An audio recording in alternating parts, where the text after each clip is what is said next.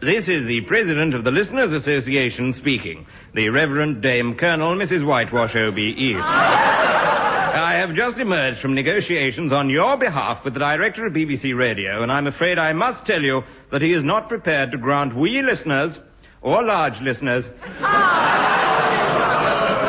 the terms we asked for. Broadcasting in the 70s will continue.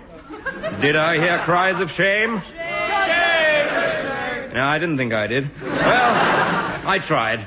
I gave him the Save the Third Programme petition with 100 signatures of Malcolm Muggeridge and Rennie Houston on it, but the BBC have been very cunning and made both Malcolm and Rennie, bless them, Radio 1 disc jockeys. Now they seem quite happy. Furthermore, the director says that there is absolutely no hope for the return of Dick Barton. Shame! Well, as you know, we've tried listening to Rule, and they didn't even notice. So, I'm afraid I'm left with no alternative but to call a strike of all you radio listeners.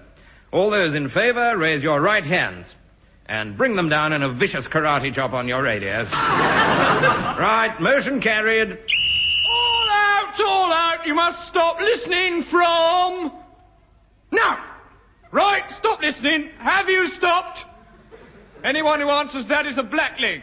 Now I want you all to switch off and to make sure you won't be tempted to switch on again. For the next half hour, we'll be broadcasting this. Stop listening, stop it!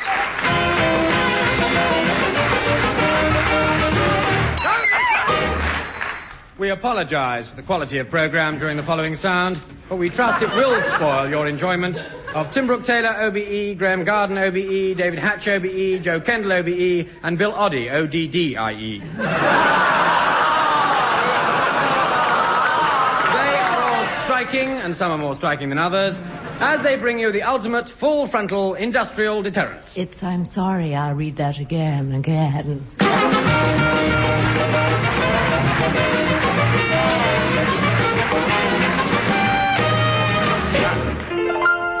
Full frontal radio, let it all drop off. Boom. Right, are you still listening? Naughty. Well, I will let you off this time, but you must appreciate that this listener's strike can only succeed if you are completely solid. And if you're still listening to this, you must be. Anyway, I want you all to repeat after me. After me. Jolly good. Jolly good. Now, let us repeat the listener's oath. Knickers. Excellent. Now, let us speak together the 5 revered principles for which we are striking. We believe that broadcasting in the 70s is wicked, immoral, and degenerate. And what is more, although we know there have been many amount of articles about broadcasting in the 70s in the Sunday supplements and in the letters column of the Times, which most listeners don't take anyway, we still don't know what on earth it's all about. We want less Jimmy Clitheroe, if that's possible. Less Tony Blackburn, more us, more money. Oh, what a giveaway. Less records, more music, even more money. And bring back Dick Barton. We think that with each copy of the New Look Radio Times, they should give away a free magnifying glass. And we think radio is basically jolly good, but it would be a lot better if it had a little screen and pictures. Thank you. And now, on with the show. Hang on, hold everything. Now look, what's the point of us doing a show if there's no one listening? That's stupid. Now, stupid. come on. It's never stopped us before. No, it's no good. I can't go on. Tim, you mustn't say that. Why not? It's my line. Oh, sorry. It's no good. I can't go on. But the show must go on. Oh, yes? Somewhere out there must be someone listening, even if it's just one little grey-haired old lady. Mummy. Can't you see her? Yes, I can see her. Look, it's time for her favourite radio programme. Yes. Her old eyes light up. Yes, look at them light. She's hobbling over to her wireless set. Yes. wobble, wobble. And she reaches out with her frail old hand. Oh, it's so frail. It's so frail. Look how frail it is. See, look at her gnarled, wrinkled old fingers. Yes, I can see them gnarled and wrinkled. Yeah, horrible. And she turns the radio on. Oh, yes. But there's nothing there. Oh, no, nothing. No one to speak to her. No, The radio is dead. Dead. Not a sound. Not a sound. Don't you want to say something to this little old lady? Yes, I do. I want to say something to her. You've forgotten to plug it in, you silly old bat. Radio Prune was hoping to close down now, but owing to an electrician strike, there is no one here to turn off the microphones. And we're not allowed to touch them, so we'll just have to go on. And on and on and on. So, to continue, here is a cooking hint. Oi, what about my dinner then, eh?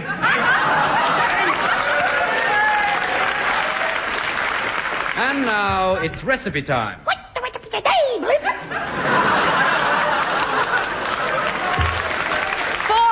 Splendid treat you'll really appreciate. Take a packet of sandwiches and a flask of tea, pop into the oven between 10 and 12 a.m., and when the Jimmy Young show is over, you can come out. And now, We gather the strike is rapidly spreading, so let's immediately go over to the full frontal newsroom. with the radio listeners already on strike, the television viewers have also come out in sympathy and spots. This has led to a slump in demand for radio and television sets, lower wages for broadcasting staff, and consequently a general broadcasting strike. The sale of gramophones has therefore gone up, but the Musicians' Union has banned the making of records. They are insisting on live music in the home, and redundant BBC symphony orchestras are now available on hire to the general public from most labour exchanges. Unfortunately, the musicians have objected to the cramped playing conditions of most domestic sitting rooms and have walked out. They have tried to get home, blocking the streets with their instrument cases, which has led to a strike of bus drivers, pedestrians and motorists. This has caused congestion on the underground, which has closed down all escalators, thus causing a strike of bottom pinchers. Hated lady travellers have therefore been making increasing demands on their husbands who, having to work longer hours, are demanding larger meals, which the shops cannot provide owing to the farming dispute. This has resulted in a strike of all housewives, including mothers, and in protest against the mothers' strike, all babies have just crawled out. The Prime Minister denies that the present situation is just a cunning ruse to win votes for the next election. He is at present enjoying a 2-week strike in the Scilly Isles. And now, here is a news flash. All newsreaders are now on strike. The BBC has called in the army to carry on. Oh, I shouldn't have told you that. I'm not a bagleg. Oh, I shouldn't have told you that either, actually. All right, you lot. All right. The army is now in charge. Pin back your girls. Listening, by numbers. Listen to... Wait for it. The news. Read by Sergeant Alec Boots, Queensland sadist, Toby, pay rise and new car. Ladies, and stop shuffling at 34 Pembridge Villas. And let your hair grow. You look like a blasted skinhead, you great fairy. Right, here is an announcement of special interest to nurses and teachers. If you want more money, join the army. Learn to fire a lethal machine gun. Direct an air-to-air missile, deadly at 1,000 miles. Through your own H-bomb. Be a peacekeeper in the British Army. As advertised on television, which can't advertise cigarettes because they're too dangerous.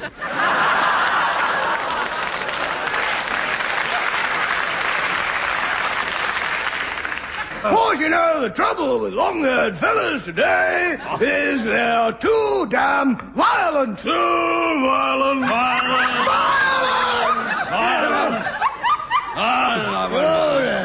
Spend too much time fighting and marching. Ought to put them in the army. That'd soon stop them fighting and marching. All right, you know, they're too damn soft. Ought to be beaten up more often. I'll help you, Bobby. Thank you, good lad. Oh, well, I love the sound of a military drum. Why do you say that? I'm leading into a song. Oh, listen, there it is, right on cue. I love that sound. And the call of the bugle. My goodness, the band are working well tonight. Oh, the glory of battle, eh? The noise, the barricades, the trenches, the fighting, you know what I mean? War! No, cricket! Plucky fighting lads of the MCC. That does, eh? Come along, lads. shoulder bats.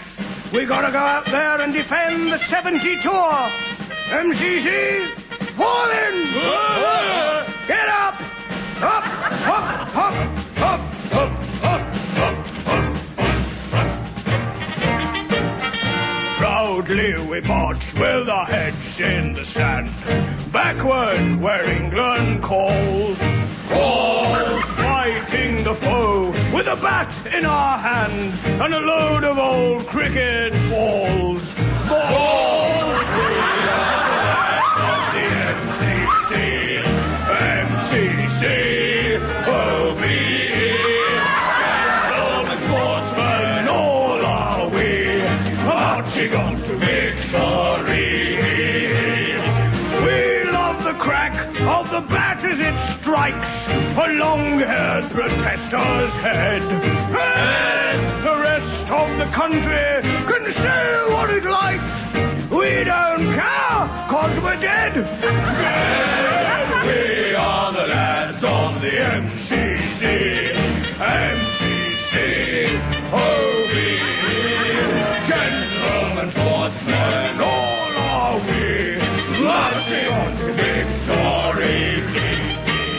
You remember the Battle of Lord's Day? Oh, what a day. It all began as a typical peaceful English cricket match. The sun was glinting on the barbed wire, the click of bayonets, and the MCC members were all fast asleep. Then they told us the invasion was coming. At first, we could only hear them, bloodthirsty, violent cries of peace, anti-apartheid, whoever she is. And we saw them, long-haired fellas. Must have been 4, 5, half a dozen of them, armed to the teeth with flowers. And before we knew what was going on, they viciously sat on the pitch. Well, what chance did we stand against them? It was just us, 11 6-foot South Africans and 3,000 policemen. But you know, we clubbed together. We fought them up. I'll never forget old Slogger Van der Kop. He drew back his bat and with a magnificent off-drive, clouted Vanessa Redgrave out of the ground. He got the OBE for that, you know. And 6 runs. That was brighter cricket. We are the lads of the MCC, MCC, OBE, gentlemen sportsmen, all are we, marching on to victory. We are the lads of the MCC, MCC, OBE. I'm damaging my leg.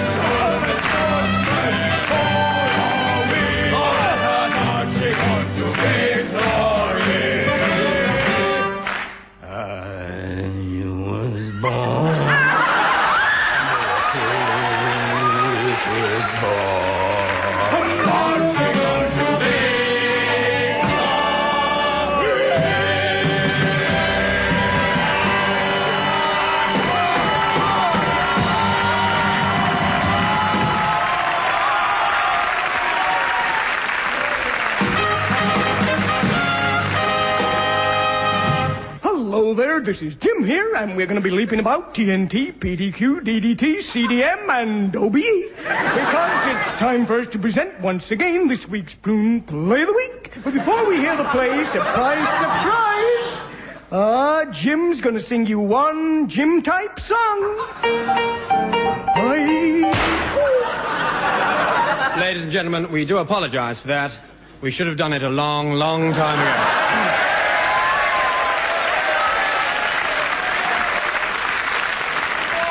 And now,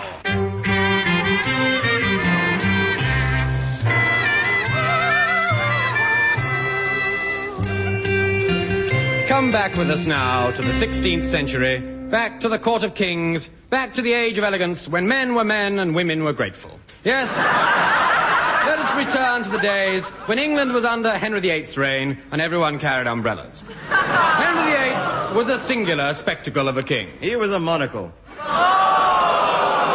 Boom, boom, one in the eye. He stood 6 feet in his socks and his other 2 feet in his shoes. inch a king, and a great ruler. Our story begins on a day of great rejoicing. Who bloody right? An enormous crowd of people packed the streets of London so that nobody could move, till the streets were unpacked again and put back where they belonged. And the cause of all this excitement was that on this very day at Westminster Abbey, King Henry VIII was to be married for the first time. Do you take this king to be your lawful wedded husband? We do. And do you, Henry, take Catherine and Jane and Catherine to be your lawful wedded wives? I do. I now pronounce you king and wives. Hooray! And that night, in the royal bedchamber... Oh, Henry, alone at last. Oh, how I love you, my own darling. And Jane, and Catherine. Oh, Henry. Oh, Catherine and Jane. Hang on, just a minute. Wait a minute. This can't be right. Surely he married his wives one at a time. I mean, good heavens, every schoolboy knows that. Well, we can soon find out. Is there a schoolboy in the audience? Yes, I'm a little schoolboy. All right, then, gig lamps. Tell us about Henry VIII. Henry VIII, 1509-1547, married his wives one at a time, and during his reign set the pattern for the fabric of English life of the period. He was skilled in horsemanship and music, shipbuilding, theology, spoke 3 foreign languages, and used ruthless craft as a politician. Please, may I leave the room? Yes, push off, you pimply little swat. All right, then, let's get on with the story.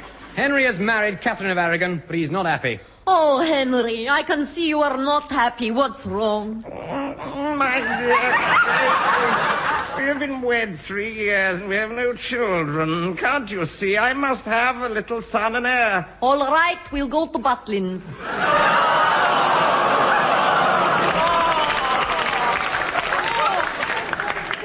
I have grown tired of you, Kate. I know, sire. You have been seen in the company of a certain young lady, Miss Anne Boleyn, so it is rumoured abroad. The rumours are right. She is abroad. And so Henry divorced Catherine and married Anne Boleyn. Anne was a temptress, a seductive, sensual being, overflowing with animal passion and desire, so that all men felt irresistibly drawn to the warmth of her exotic, burning womanhood. Hello, sailor.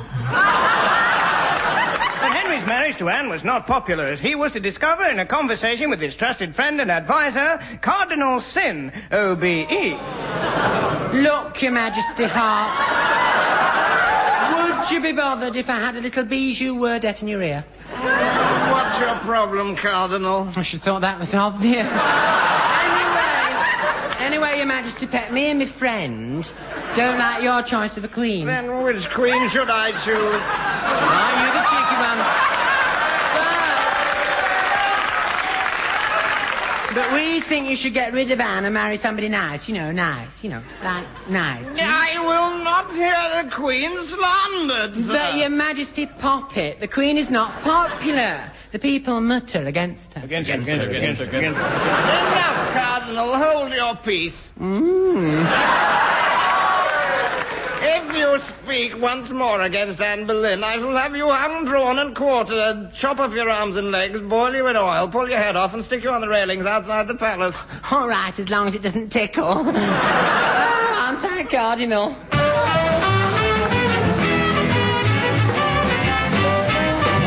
And so Cardinal Sin trumped up his own evidence. But he wasn't badly hurt. And so Anne Boleyn was tried for being unfaithful to the king. You can't accuse me of being unfaithful to the king. As Queen of England, I have a divine right. And my left's not so bad either.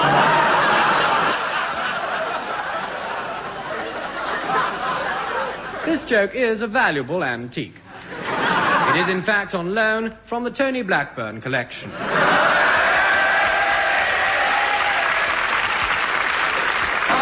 You have been found guilty. You will be taken to the Tower of London, where you will be charged.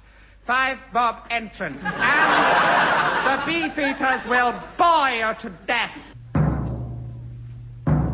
Next morning, Anne Boleyn was taken to the Tower, where she knelt on the scaffold. The executioner raised his axe high in the air, and then... Sorry! That night, the king rode upriver to Hampton Court. It took a long time because his horse couldn't swim.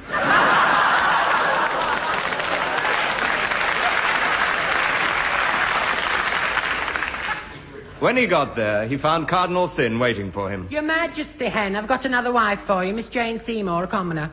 Hey, yucky thump, how do, Mr. King, hello? Well, they don't come any commoner than that. Oh, executioner! And the next, please. Oh, bother. Haven't got any more wives lined up for you, Your Majesty, sweetie. Oh, dear. In that case, I shall shut my eyes, count up to 10, and when I open my eyes, I shall marry the first woman I see.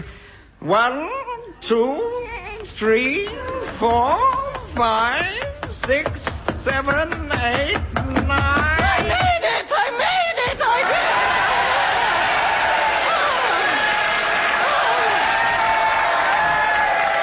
Oh, you lucky man. 10! No, too late. I'm here. What is it? It's only little me. Oh, all right, big me. I am Lady Anne of Cleavage. Oh, Henry, come closer, you naughty monarch, and let me beguile you with my womanly charms. Not so fast, madam. Don't worry, I'll take my time. Madam, you don't want to marry me. I am old and fat and ugly with a bad leg. Oh, we were made for each other. Take her away and cut off her head. Oh. What for? It might just improve her appearance. And so she was taken away to the Tower. Cardinal Sin was finding it more and more difficult to provide Henry with a wife. And eventually, he had to put an advert in the papers. Intelligent and attractive girl required for temporary position with middle-aged ruler. No experience necessary, but must have a good head for cutting off. Apply to King Henry VIII, Post Office Box 13, and bring your own Christmas speech. Immediately, the advert was answered by the girl who was to become his next wife, Catherine Howard. Hey? No, what? Oh, no. Yes, hey? I should say, oh, your majesty. No, don't laugh. They're not doing, are they? No, don't titter. You might like it. Oh!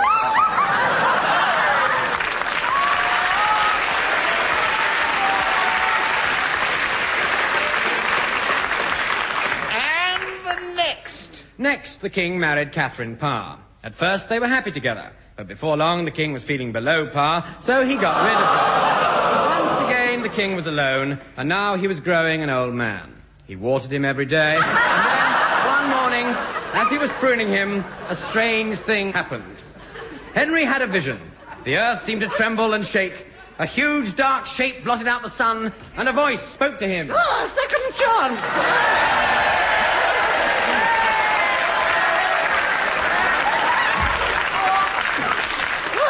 Take me, Henry. I shall stay with you forever. Anne of Cleavage, but I sent you to the Tower. How did you escape? I am a woman. I reached an agreement with the executioner. You mean he agreed to let you go because you promised to make love to him? No, because I promised not to. What do you want with me, madam? No.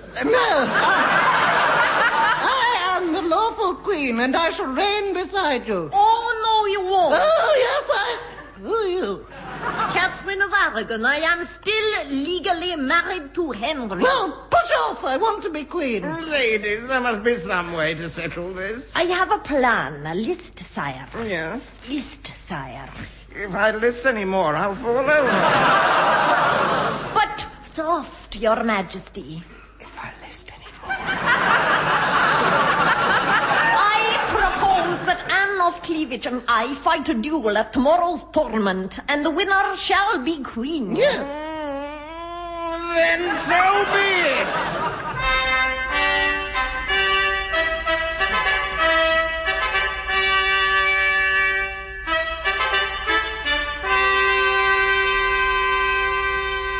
And so be it. At the royal tournament next day, the herald made the announcement.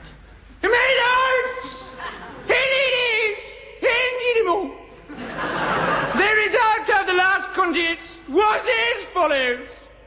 Cirrhosis of the liver beat his opponent, Sir Feet of Lampreys. Subtle historical joke. In the final round, by 2 pinfalls, 1 submission, and killing him. I know you're all good sports, so let's have a big hand for the deceased. Hey, thank you. And now, the next contest. In the red corner, at 8 stone 3 pounds, Her Majesty Queen Catherine of Aragon.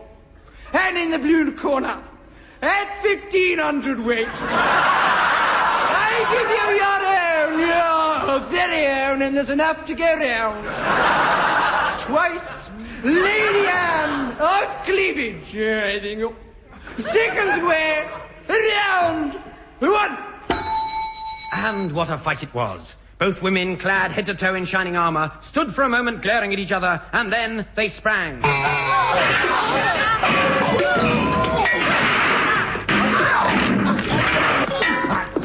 On and on they fought. Lady Anne threw Queen Catherine with an incredible cross buttock. Oh, I'm livid in my little botty voice. But at last, Queen Catherine gave her a mighty blow on top of the head. Oh! And knocked her out. Lady Anne fell to the ground.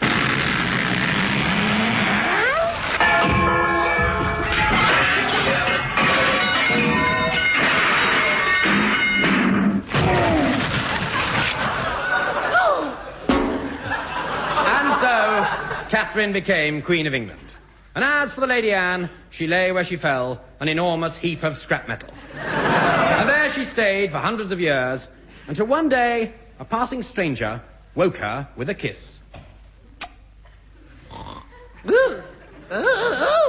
Oh, you handsome brute, you. Who are you that have woken me from my slumber? So young, so strong and handsome. Oh, you gorgeous creature in your flying black coat with your fiery steed and chariot. Who are you?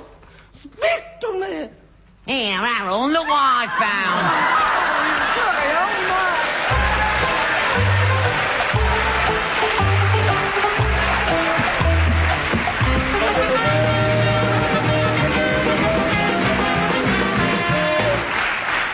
You have been listening to an Elizabethan serenade. The part of serenade was played by Tim Brooke Taylor, Graham Garden, David Hatch, Joe Kendall, and Bill Oddie.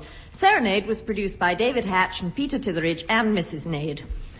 The Jolly Jess were penned by Graham Garden, Bill Oddie, and Joe Kendall. Bill Oddie wrote the music for the lute. The court musicians were Dagley and the boys. The airs were arranged, what few he has left, by Leon Cohen. Next week we'll all be back, same time, same place, same jokes. Until then... I'm sorry, I'll read it again. My name is...